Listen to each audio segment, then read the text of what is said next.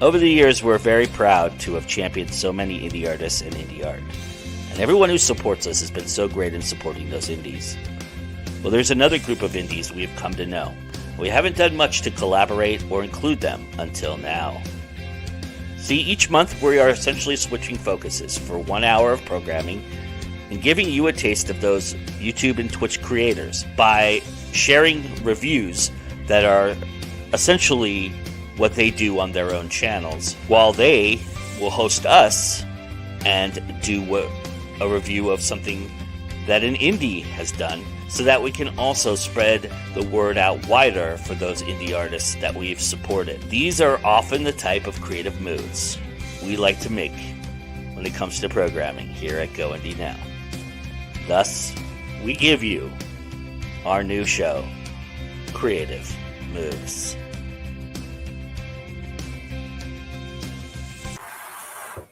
Yay! Look who I got, everybody. I snagged the man, the myth, the legend.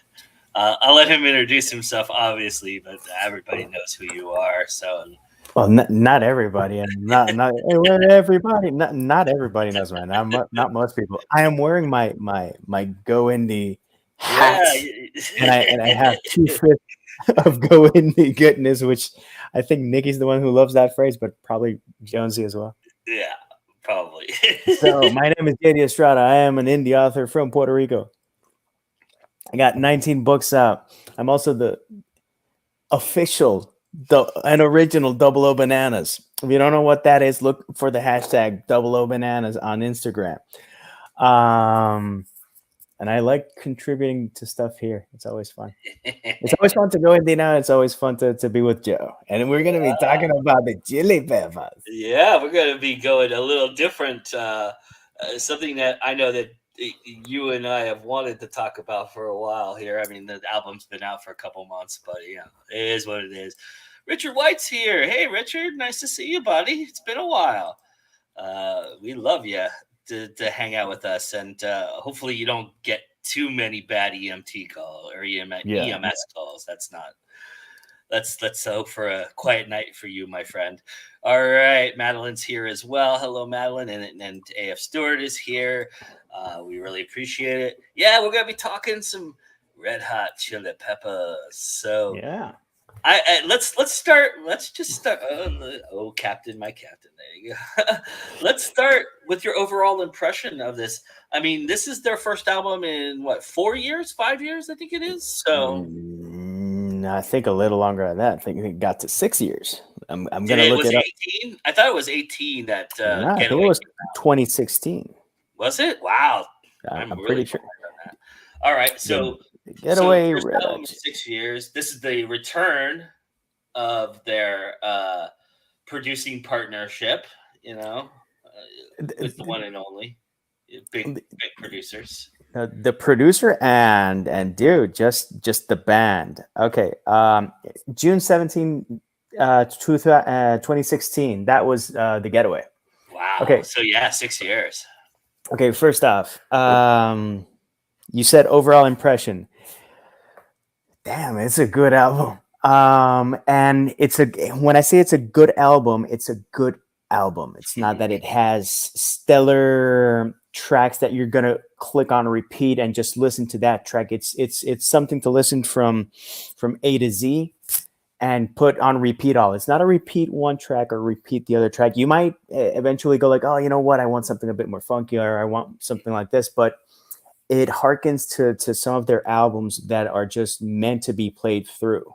Mm-hmm. That was the first impression. Second impression, sound was top notch. Everyone was on point. Everyone brought their A game. I think I knew John was going to bring his A game because that guy, when he fires, it's all cylinders. I think who impressed me the most was Anthony in terms of.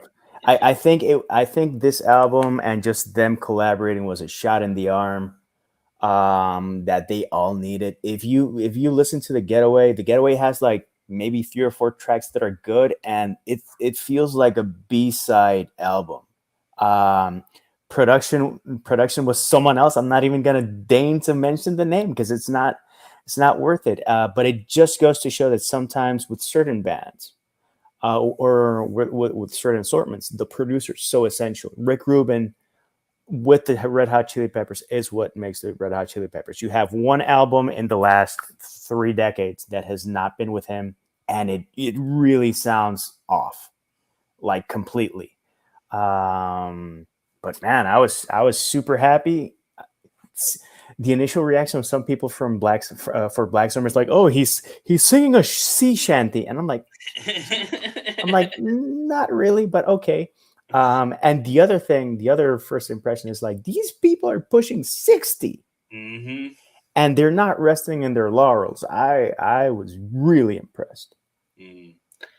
I would concur with most of that, if not all of it. I read this article that Rick Rubin, they brought Rick in to try and convince him to come back by playing the rehearsal to a few of these songs. They did a rehearsal, and he said as soon as he heard the first note of the rehearsal, he said he was in. And he said of course, didn't tell the band that. He waited till they offered him a price, but which is great. But yeah, but it goes to show what type of guy Rick Rubin is. A huge name when it comes to producers.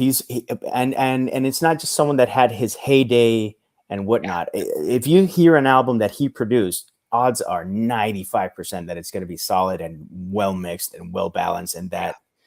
And my impression is that he's not Machiavellic. He's like, nah, dude, you can do better than that.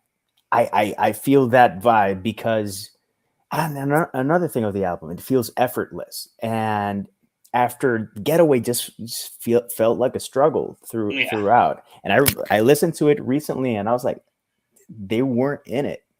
Something was off, or a lot of things were off. Yeah, and you could kind of tell how they were getting along to, the Getaway, the album before that, I don't even remember the name of it. It's like I'm With You, and I listened to that one, and that one Rick was also the producer for that. The thing is that I think they were fighting a lot during that time period, and it was kind of disjointed. Yeah, so wow. Well, it's the thing is that when you talk about I'm With You, I think it's a hell of an album. I think it has some from Monarch of the Rosettes to Factory of Pain, if I'm not mistaken. Ethiopia is also a good one. Brandon's Death Song. There are a lot of tracks in that album that are good, but the approach is different. Some songs felt deliberate in terms of their delivery. And the other thing is that when you hear Flea and John play, it's like two parts of the same brain. It's really kind of creepy to see they're symbiotic. They're very well gelled in. Yeah. When you hear Josh play with Flea, at least with I'm With You and the best tracks in that album, he's a very smart dude, very capable guitarist, very talented guy. But it's like, okay, this is where this has to go, rather than feel or where everything flows. It feels like intentional versus anything that John plays. John is he's just in another stratosphere, and he's wired differently. And to stand up to John Frusciante as the guitarist of the band that he helped make is not a small thing. So I'm really impressed that in I'm With You he did such a good job. I'm not surprised that eventually he ran out of steam, because it's just a juggernaut the way that these guys write. Mm-hmm. Yeah, it's this album for me is everything I remember good about the Red Hot Chili Peppers, right? This is like you said, it seems very effortless. It seems like, yes, it is a full-fledged album. I kind of think they could have been a little bit more edited wise in terms of when you get toward the deeper end of this album, and we'll talk about that a little bit. But that's super typical for Chili Peppers. Yeah, it is. Even Blood Sugar Sex Magic has some tracks that it's like, dude, did we need that track? Right. And people will say, how would you dare? It's like, dude, listen to it and be honest. Yeah. But I think about middle of the road here, it starts to become this. I mean, you even look at this, like from She's a Lover on, they're all the same time period. They're so 342, 357, 341, 339, 341. It's like, okay, those all, I mean, they don't all sound the same, but they're really very similar in a lot of ways. And then you get to one-way traffic, which we'll talk about that because I think there's something special with a few of these songs here that are going to transcend the album. But I do agree with you. This is an album. This is not a single wrapped around 15 other tracks that are going to be deep cuts. Yeah. Uh, I think 3 or 4 of these songs are gonna. They're obviously gonna make this round of their touring, but I think they stay after. I think that there's a couple really strong songs in here that have staying power, and this is an album that I could see in 10 years, if they're still around in 10 years, them going back and playing in its entirety. If they can play Poster Child, if Anthony can sing Poster Child live and not pass out from just lack of oxygen, that's one of the particular tracks that I wanted to mention in terms of me being very impressed, and also the writing. It felt very Chili Pepper-esque, and it's that kind of beatnik weird. There's the poetry aspect, the jazz. There's the funky jazz element. This touches on all, like, I really love how this album kind of feels like a memory bank of Chili Peppers songs and an amalgamation of all the influences that they've struggled to present in times, But because there's the funky tracks, there's even a really alt rock song on this album that I think which is apropos. The name of it is The Heavy Wing, but it is probably the heaviest song they've produced in, I don't know, 10 years maybe. But full song, because they have some songs that the intro has like and then it gets funky and you go like okay, you gave me a curveball. The hardest song that they've ever produced is probably Warped, and that was when it was with Dave Navarro, and they're never going to play that again, and it's a shame because it's a great grunge alternative if I song. can go to a Red Hot Chili Peppers concert and never hear Roller Coaster again, I'll be happy. But that's the one staple from that album that just keeps rearing its ugly head.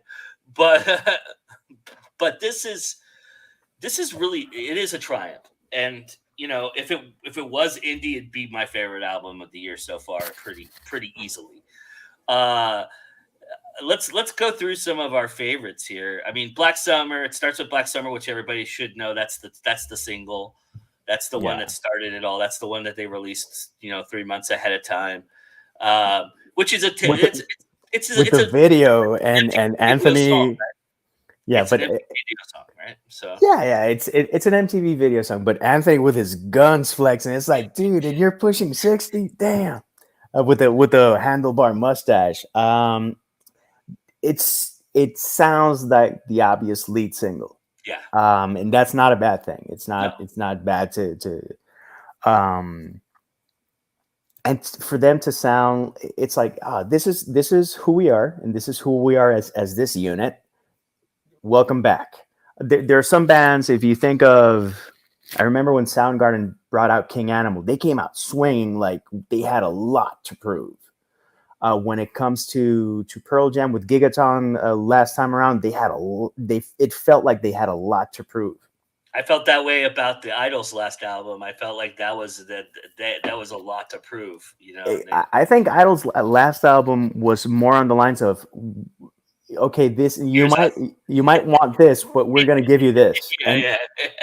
There might be resistance, but you're going to like it. I'm trying to think of like the bigger 90s bands. Tool, the last album, the things that they took forever to produce it, so obviously it's going to be meticulous and a half. Smashing Pumpkins, we can get into that later. I think it has some cool moments, but the thing is that it became, when you listen to Melancholy, that is a proper double album. And goes through so much range, and then you hear the last album. It's not bad, but it feels like an album, and you just stuck in 6 B-sides at the end, because it's the same trick. It's the same synth drums, same synths, and the background vocals, and it's nice. But it gets to a point where it's like, okay, give me something new. Yeah. When it comes to this album, it just sounds so comfortable. Yeah. And And it starts out very dark, which you kind of yeah, go, what are we? Oh, what are we in for, right? And then it doesn't, and then it goes into your typical Chili Peppers riffs and things like that. you know But what I love that. I love that little misdirection. always do. Aquatic mouth dance is just it's like what the hell is an aquatic mouth dance? See, you're skipping over And one of my favorites. Here Ever After is such a great Chili Peppers song. I like it, but what I like about this album is that there are a lot of ass shaking songs that you go like, yeah, what do I have to do that I need to be in a good mood to do? Oop, oop. Hopefully, we don't get copyright for that. No, come on, that only happens to me. Yeah, so for people who don't understand why you're not hearing any Chili Peppers, because we would get roasted by YouTube and everybody. Well, we would get roasted, but sometimes when I do the reviews, I put bits of song and they haven't flagged it yet. I think. I hope. Maybe it's because normally I do it with indie bands and they don't have the legal power to say, "Oh, you're saying something good about us." It's like I'm promoting your product. Come on. I'm sorry. So you were saying Aquatic Mouth Dance? Aquatic Mouth Dance is just so fun. Between that and Poster Child, again, those are two tracks that really, really make me smile and have that really funky groove. I think when I say funky groove, makes me think of Snow and Heyo from Stadium Arcadium, that type of funk. Yeah. Not, I don't know. It's more danceable. Yeah. It's not true funky like Funky Monks. Yeah, it's not super funky, but it has that danceable quality that you were talking about. And what I love about the Chili Peppers, which I think is very genius that they do, is like you take it, for example, Poster Child. What comes right after that is The Great Apes, and that's a softer, more introspective song that has a lot more depth in it, and they tend to do that a lot, where they hit you with the fun, this one that makes you stay, and then they bring you in, then they bring you down with the poetry, right? And that's such a genius idea, and I have to think that Ruben and Anthony Kiedis getting together and realizing that a little bit, but. I mean, it is a staple of theirs. They've done that quite a bit. By the way, is a perfect example of that. They mix in all of their single tracks with the deep cuts that I love, like Ghost and songs like that I just think are absolute genius songs that they'll never play because they're just so difficult and so deep, but they're so amazing in that respect. So. Something to say about the album. The last time they were with John, they had Stadium Arcadium. I think Stadium Arcadium is the perfect album to put on shuffle. I don't think the sequencing in that album holds up. And then again, it's 28 tracks and it's 2 albums. Yeah. So it's like, how are you going to break it down? How are you going to listen to it? But I've listened to both albums back to back. I've listened to side A and side B separately. I've listened to side B, side A. I've tried different ways, and I don't find that any sequence I'm truly satisfied with. Mm-hmm. But then I'm not disappointed by it either. It's just some albums just have this perfect arc and it lands you, and I think this one has a really wonderful arc, a really high point. They did it. It reminded me like when they did Road Trippin' was in By the Way, or was that no, Road Trippin' was, I believe that was Californication. Yes. They finished a track without Chad, but still, it's something that has something that helps you land after all the funk and all the and don't misunderstand. Chad Smith brings the power and the artillery. If you pay attention to each of the instruments, everyone's doing so much. And again, it's so cohesive. That's the really cool thing. When this is the thing about the Chili Peppers, I think that is different from any other band, is that they find a way to sound like separate tracking, but sound cohesive at the same time. Like they're jamming. It sounds like they're jamming, but then you realize that it's so clean and so crisp that there's I, no way they had to individually lay I, these tracks down and layer them, I don't know how they recorded this. I do believe that they were kind of stuck in Kauai for a while when they were recording. It's like, oh, let's just jam a little, and jam a little became 6 months. Yeah. And rather than have that come off as stressful, I don't know. It just everything feels so comfortable and like they enjoyed what they were doing.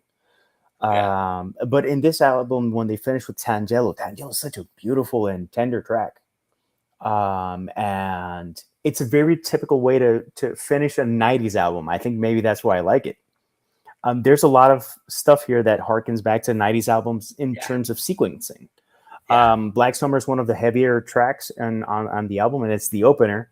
It's the most radio friendly, and it's the Yeah. opener. So there's certain elements that I go like, this reminds me of the 90s, because there are tendencies in albums in the 70s, in the 60s, 70s, 80s, 90s, and then 2000s and 2010s and 2020. It kind of gets jumbled And up. it's very similar to like Blood Sex Magic and by the way, when you throw in like One Way Traffic is I think when the album resets itself a little bit. Yeah. And that is a very commercial song as well. And I think that would be one of those I could easily see as if their next video, their next single, and bring it out. And I think that is followed by a very experimental next 4 sets that we've talked about already a little bit, but that I think that's something that they do too. They do a lot of resetting, and it's pretty interesting how they do that. And that I think that's one of those. I also believe that She's a Lover is kind of another one of those in that setup. But I like that they sprinkle it like that. But yeah, that's how I feel about that. So. Now, that, and it reminded me, we've been chatting and we've been exchanging. Yeah. I was like, you know what? I'm going to listen to their discography, or at least when they started with Rick. Me too. I did that too. And I especially did that with The Getaway because I didn't remember it. So I listened to it and I was like, now I know I don't remember it. Yeah. It just feels off. The opener is not really an opener. I mean, I didn't remember that Dark Necessities was on there, and that was the one hit off of there. And it's a great song. That's a great song, yeah. But there's very little of that, and here there's a lot of goodness. Yeah, I mean, Poster Child certainly would be one of those that gets a lot of airplay on the radio.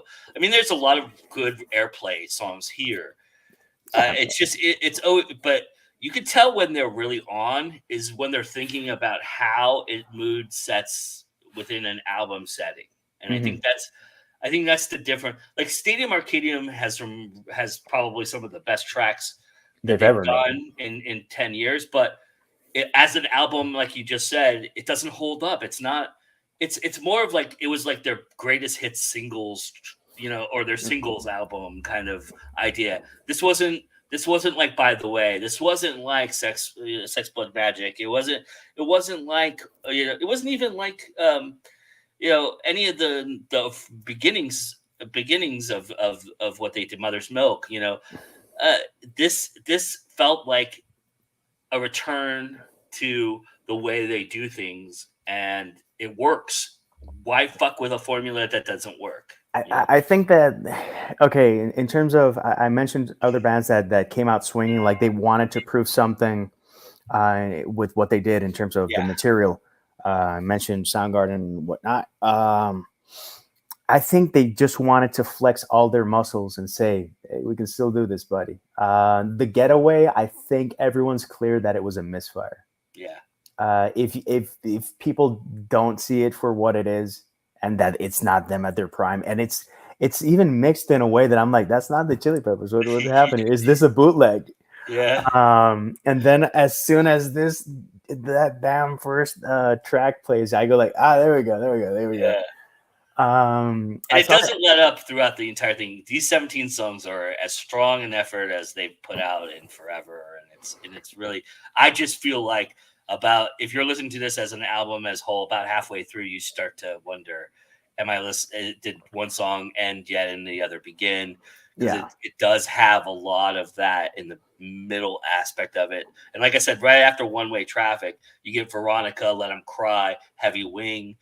These are all, and Tangelo, these are all experimental tracks. So they still do the experimental thing, but it just makes a little bit more sense and it's a little bit more cohesive here. I think they just saved it for the end of the album versus By the Way. By the Way has the sequencing, and By the Way is ballsy because you Yeah. go like, okay, that's a weird Yeah, song to put there's some there. deep shit that makes me cry in that album. Nah, but And and then and I let me think it's you jump.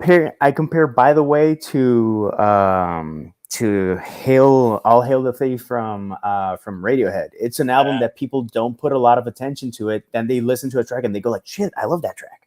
Yeah. And it's like, yeah, listen to it again. And you go like, this track, this album is brilliant. It's like, yeah, the thing is that when you have Blood Sugar Sex Magic, Californication, it competing against those two, it's tough. But By the Way is brilliant because I didn't remember how good it was.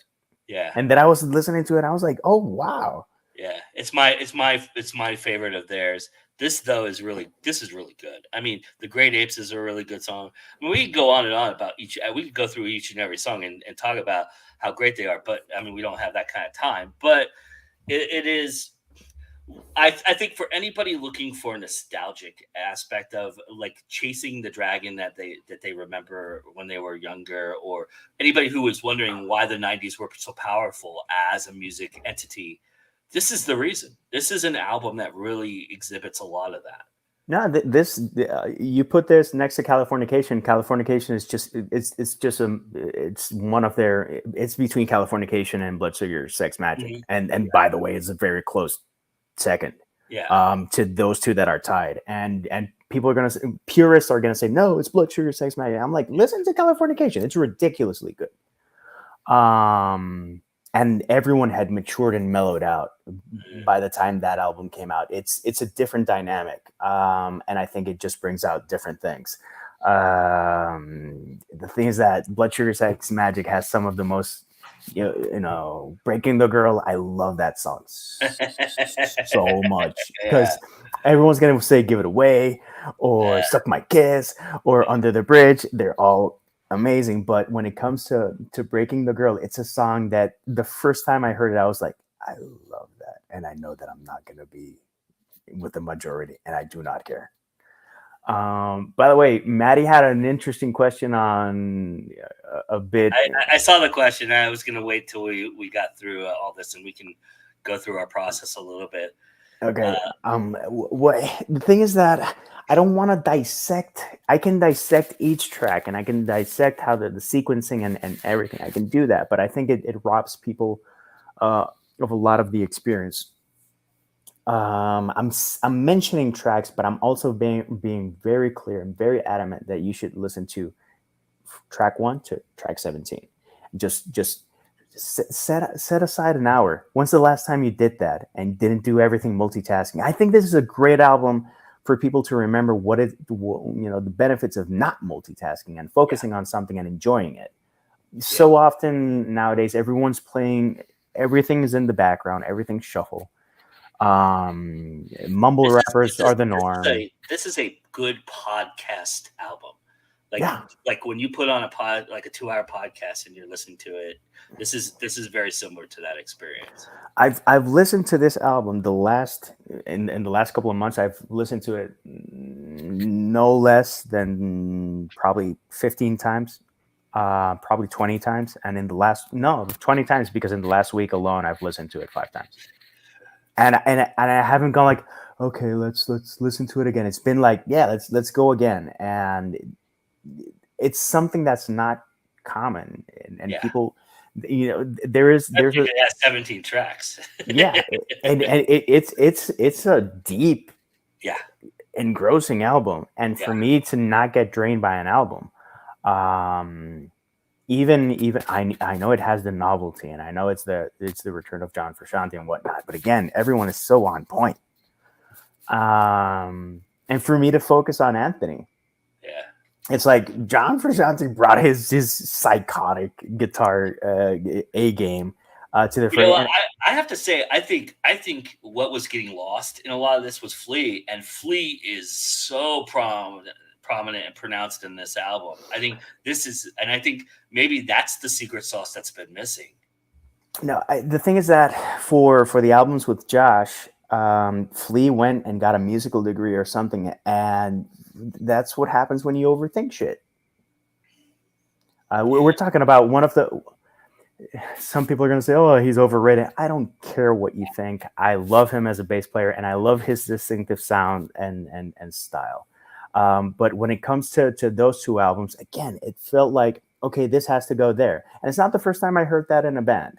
yeah. Um, Incubus has the list of issues that I have with Incubus, latter day Incubus, is never ending, beginning and ending with that they can't play live. I feel a lot of that with Metallica, later Metallica, and mid Uh, Metallica. but A even lot of even blending even and a lot of let's go this direction. Especially when you get to like Lars and guys who they feel like they're phoning it in a little bit, or they're trying too hard well, to but be something they're not. no, Lars is the definition of trying too hard. Yeah. Well, Um, and and and again, I went through that phase where I was like, screw Metallica because of Napster and whatnot. And what I can appreciate about Lars as in terms of mass rock and mass metal, he's one of the best drummers for that. It's not that yeah, he's one of the best drummers. yeah, He's the type of drummer people can actually air drum to because yeah. he's not that prolific. I'm not saying that he's bad. I'm not saying that he's atrocious. Saint Anger aside, which is just a clusterfuck of And an whatever the album. fuck they did with what's his name, Jose Trujillo is the bass player or what? no, what they did with God damn it, it'll come to me. The '60s rocker that they did some weird ass fucking off the cuff album. That fucking thing needs to just be forgotten. I haven't even listened to it, so it's that good. Yeah, yeah.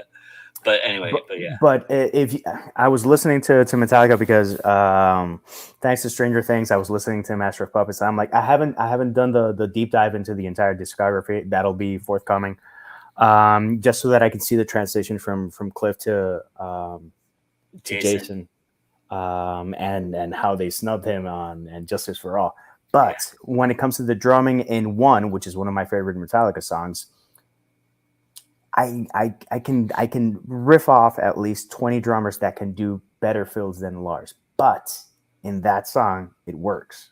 yeah. Um, It works a lot in Hardwired too. Their latest that was their latest album, which is kind of crazy to think about. But that was like 7 years ago. But but it's that it's trying too hard and then just working towards your strengths. Flea got the degree and he had a song with a piano, but it was like again, I want to make a song with a piano because I took it. Fuck, man! But is that what it needs? And it's not that this album doesn't have musical flourishes. There's yeah, the thing is that they're just placed. It's yeah, beautiful. It's like a little bit of horn section here, and when I say yeah. a little bit, it's like there's a fragment, like 7 seconds, Well, and I mean, just you could hear it right off the bat. I mean, the Black Summer, the little guitar, the subtle guitar riff that's in there that kind of makes it kind of dark and moody is that's the kind of thing that is like the little flair, and then it goes right into what is a staple Red Hot Chili Pepper song. another thing. You asked for first impressions at the beginning, and I didn't say so. I didn't think I was like, can Anthony sing this live? Yeah, Still, and I've right. heard him on a couple of live shows, and he's again. I am super impressed with this guy because anyone who sings at any level and maintains it for a career, not everyone's Tony Bennett, by the way. Tony Bennett is nuts, and I saw Tony Bennett in his 80s, and I was blown away. Um, but a lot of people have to adjust what they do with their voice. Elton John is the most drastic example.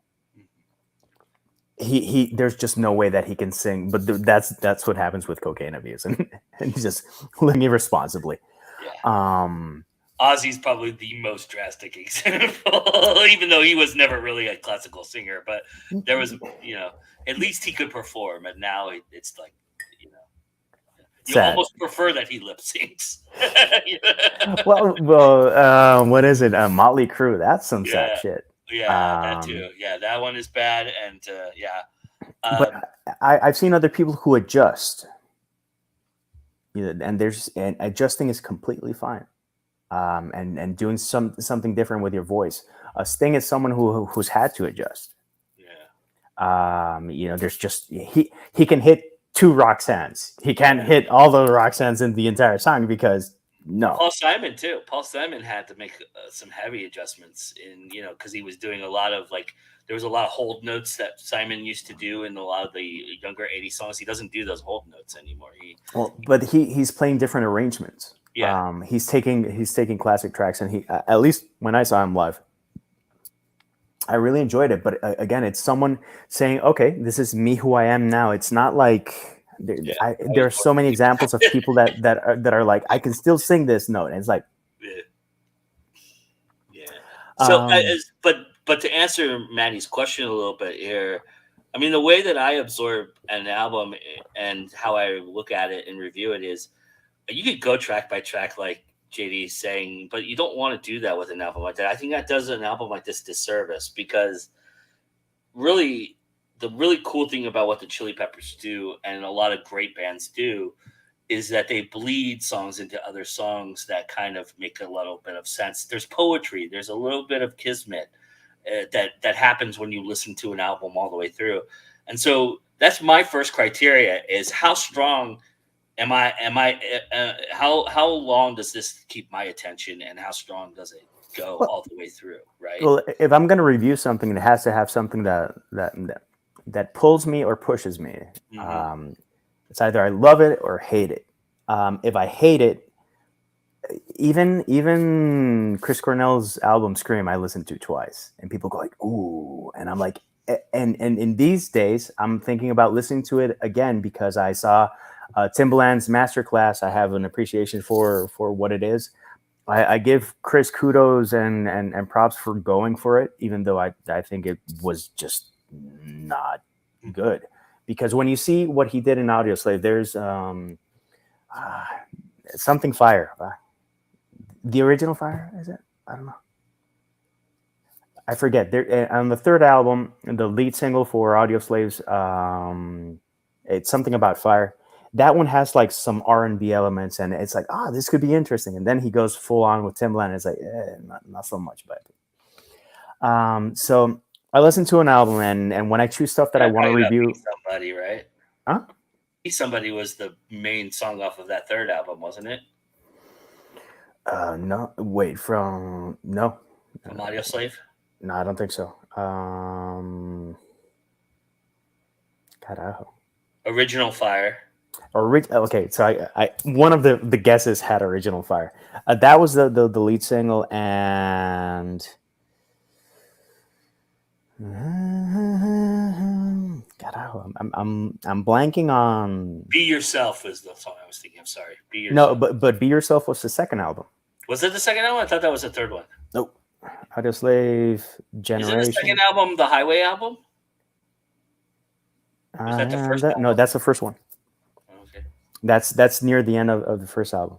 So, okay. I listened to it, and to give you an example of the stuff that I do for going in out, I'm going to give you like a look into the process, and I'm going to try to be succinct.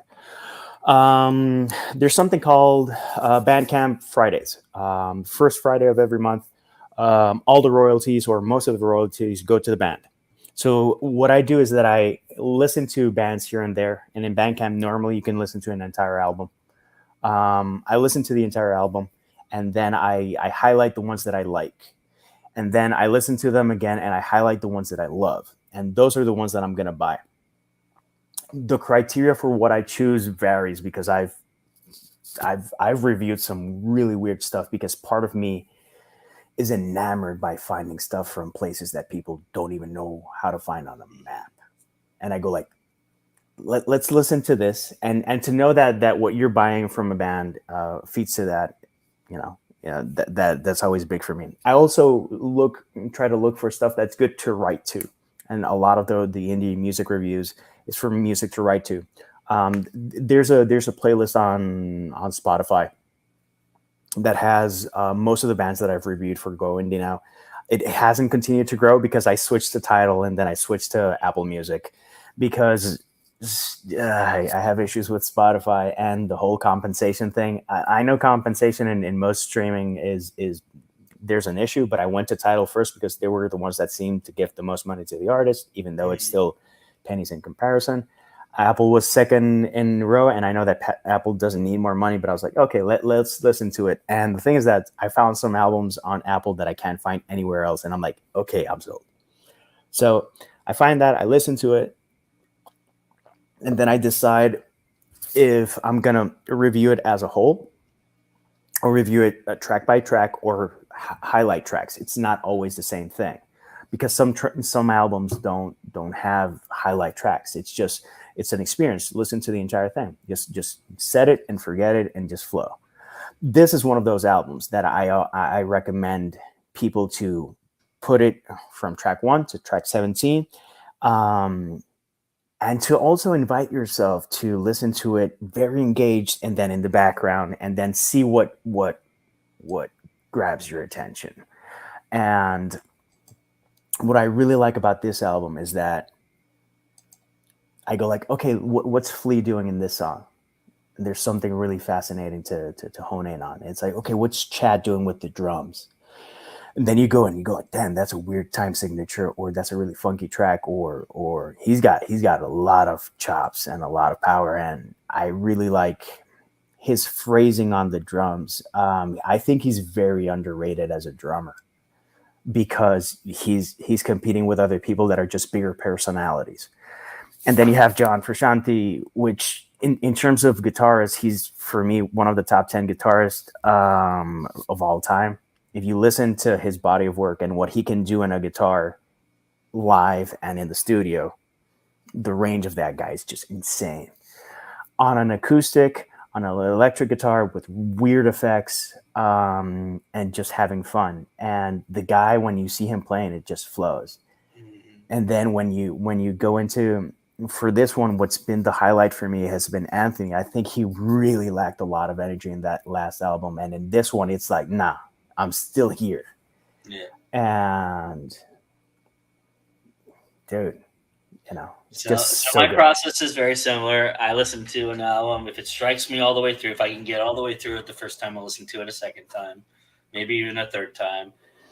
And what always captures me in these albums, what makes it an album that keeps for me, is there's like one or two very subtle lyrics or something that's very deep that I pick up on. And Kiedis has always been good about giving me deep stuff. I mean, I just pulled up my favorite lyric from the album it's from A Here Ever After, and the lyric is, "She's Eurasian, met her at the Quick Stop." Just like little things like that. Just like for people who don't know, that's like snapping into a little bit of a Kevin Smith little, hey, let me play homage to this idea, right? Kind of the idea of, I'm going to court a girl that I just walked by when I was getting a bag of Cheetos, right? Kind of idea, right? and then we're gonna be forever together. And that's those little things like that always strike me as very cool. And the Chili Peppers have always done that for me. I mean, my favorite song of all time by the Chili Peppers is "Dosed." That's my favorite song. So, really? Yeah, I love that song. I love how touching and deep it is, and how amazing it's everything I wanted Under the Bridge to be. To be honest with you, but yeah, it just I gravitate to that, and there's two or three songs on here that just really struck me hard, and when that happens, then I'm in. And this album though deserves its due in terms of listening to all 17 tracks a couple times over. Like you said, I think it's very important, and I think you'll come up with your own favorites.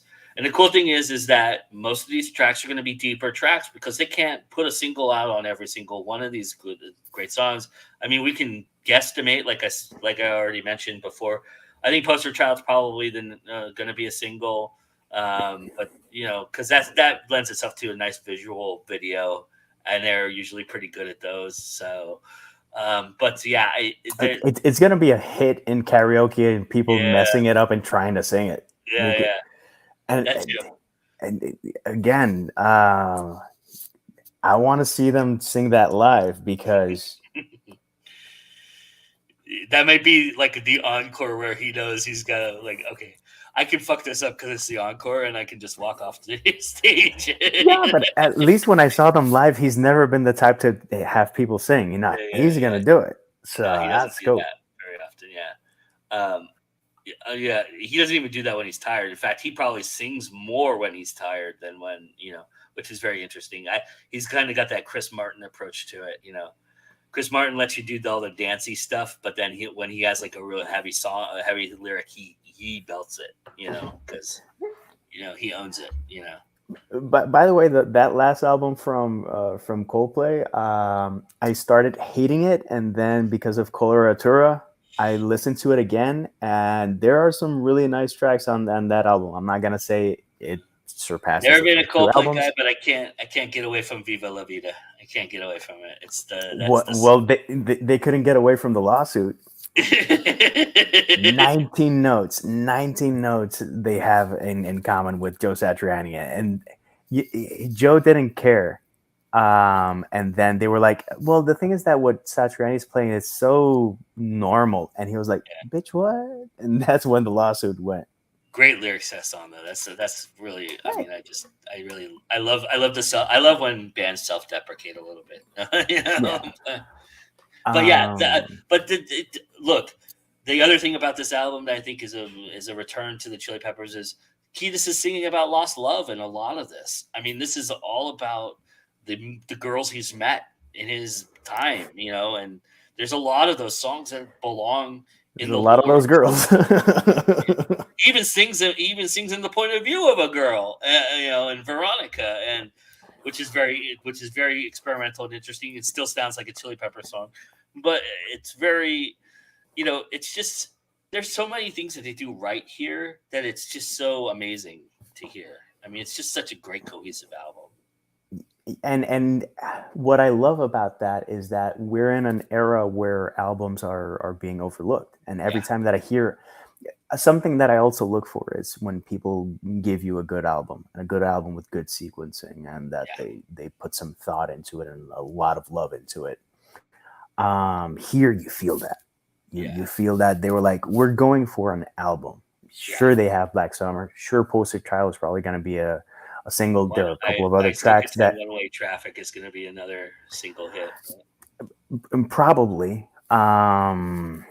But it's so many people. It's like, oh, this person has 20 million streams. Okay, so how many albums does he have? Yeah, or she have? It's like, yeah, they have 5 singles. What? It's a different mindset to craft an album, and it's something that's lost because production costs are through the roof. And it's all about, right now you're going to see a tendency for longer albums. I've seen a tendency at least in the last year and a half with more tracks, just because they can get more listens. And then I see people doing the 90s thing. The 90s were brilliant in some aspects, and in other aspects, they were horrible. People don't know the pain of paying $17 for an album that sucks. That has 2 or maybe 3 tracks that are good, and the rest is garbage. Like wet, sloppy, old garbage. Yeah. I went through that several times, and my collection is a bit absurd, but I still try to maintain that mentality of trying to appreciate a band for what they are, an album for what it is, and a track for what it is. When you go back to the 40s, 50s, 60s, singles were king, and then came the albums, and then it was all, the artistic point of view was, let's take you on a journey. Yeah. And I really love that, and I love it because it went to all genres. It hit on all genres. It wasn't just rock; it's rock and jazz. If you want to, listening to "Kind of Blue" by Miles Davis, and then listening to "Bitches Brew," those are two albums that are meant to be listened to in their entirety. I think "Kind of Blue" has some standout tracks that are just absolutely stunning. But when you listen to Bitches Brew, that's fantastic writing music, by the way. But it's like, okay, buddy, if you use substances or not, get ready. You're going to go on a little journey with us. So it's not to that extent. But I do think that a lot of bands in the 90s paid homage to bands from the 70s because of that sequencing. And the 80s, it was hit or miss. But there was a lot of bands and a lot of artists that were giving us good singles, but not great albums. And then there are other people. You have Prince and you have Purple Rain, which is one of the best albums, and sequencing. Thriller, Michael Jackson, yeah. But I love Michael Jackson's music. I do have an issue with most of his albums. I don't think I like Queen. He has some of the most wonderful songs out there, but I don't think he has an entire album from A to Z. And that I go like, I enjoyed every single track, and there's not something that's questionable. And Thriller is super, super guilty of that, and so is Bad. Yeah. But they still have some of my favorite songs from all time. I get you. Yeah, I hear you. I mean, there's a lot of rock opuses and things like that too that came about in the 80s and early 90s, and then they try to recapture that, and it doesn't work as well. This is not that. This is not. I wouldn't call this is not a concept album. This is just a very well put together album, sequenced of good songs by a band that knows how to put out an album and good songs. And at their age, that they know how to get you to move, how to get you to rock, and how to tug at your heartstrings in one album. Yeah. That's and for them to not so many artists become conformist. It's like Rolling Stones are awful in that sense, because and AC/DC they have like a couple of standout tracks, and the rest is like, okay, we need to fill out the album. Fuck it. Yeah. So let's play what we know how to play. Yeah. Same 6 chords over and over again, everybody. Here, although some tracks might bleed into another and it might get hazy, I never felt disconnected, and I never felt fatigued. And I agree. I didn't feel that either. It's just when you look at things and you earmark them in your mind, right? That's where that part gets lost for me. From She's a Lover to White Braids and Pillow Chair, like I probably couldn't tell you the differences between those 5 songs that are in that little cluster there. But I can tell you, I will listen to it and enjoy it. But if you take that track out individually, it's not going to be bad. No, that's true. That's Bastards of Light is a great example of that. I've heard that on a shuffle a couple times and go, oh yeah, I like this. Yeah. But still, the sequencing is what it is. I highly recommend doing it that way. What I haven't done yet, and I sometimes do, I don't always do that, but I sometimes listen to an album with the lyrics sheet and I follow and read along. With this one, I think you might be a little disappointed in that, just simply because there's a lot of like references that he's made in the past that are very similar, and they're all. I would almost venture to guess that of the 17 tracks, 13 of them are about his relationship with women. Probably, but like you mentioned, the lyric that you mentioned, I think there's going to be some highlight lines that you're going to go, damn, that's a good line. I don't think, and there's going to be some questionable ones because it's Anthony Kiedis. Yeah, and he sounds like he's just looking for a word to rhyme with another word, kind of idea. Well, I would like to see if it's to the level of Stone Temple Pilots, because rhyme was king with STP in their heyday, that or with Bush. Yeah. And then you read the lyric and you go like, what? It's like, it rhymes, doesn't it? Yeah, but it does, when you read it, it doesn't make you feel anything, because some lyrics from Oasis are nonsensical, but you say it and you go like, for some reason that feels good. if you read the lyrics to Wonderwall, they don't make much sense. But you take that line out and you say that line out loud and you go like, this makes me feel something for some reason. Yeah. No, there's a lot of lyrics from Bush and from STP that you go, fuck, Yeah. delivered with conviction, but The Great Apes has a great example of that. Just to pull it up here, all of my love and half my kisses, superstar, don't do the dishes. It's like, okay, it's cool. It's a cool little rhythm to that song. It's got a really neat, but it's like that just comes out of the blue. It's like it's almost like he's got Tourette's in a lot of like lyrical Tourette's. What I mean? It's a lot of stream of thought, but that's why I want to listen. I want to listen and read just to see how he hits the rhymes, because some things are going to be like, oh, that's a great line, and other things are going to be. I had to listen to that particular song. I had to listen to like 3 or 4 times just to hear that I was hearing what I said. Did he really just say that?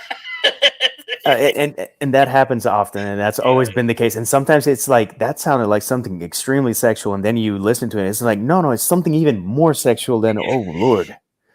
Okay.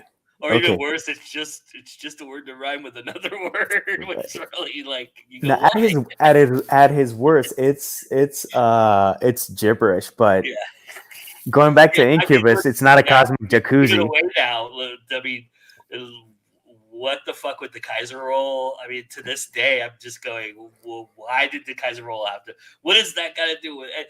I guess you could make a bong out of a Kaiser roll, but it's like.